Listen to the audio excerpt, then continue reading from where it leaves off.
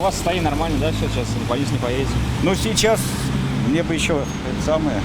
Сейчас расслабуха пока еще не наступала, еще как-то пальчики дрожат.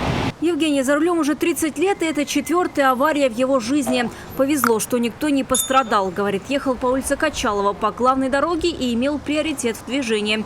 Но на перерез ему с улицы Ипподромная выехал Ford Focus, водитель которого даже не пытался остановиться. А он как катился, так и катился. Когда я сообразил, уже было поздно. Даже он не тормозил, да? Это я затормозил, а то бы здесь Ларгус тоже туда же.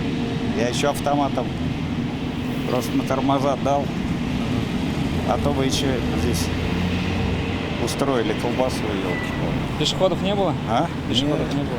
Ну, я бы остановился, если был пешеход. Владельцу «Лады» водитель «Форда» рассказал, что фактически не видел дороги. Был ослеплен солнцем, но все же ехал. Получается, что наугад.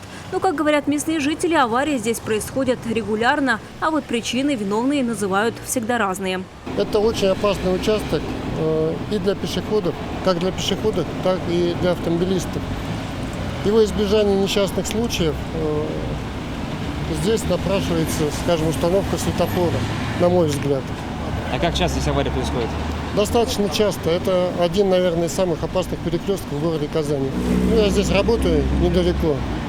Мы ходим обедать, и достаточно часто можно видеть вот аналогичную картину, к сожалению. Автомобилисты решили не ждать сотрудников ГИБДД, а самостоятельно отправиться в центр оформления ДТП. Только «Лада» отправилась туда на эвакуаторе. Передвигаться самостоятельно автомобиль уже не может.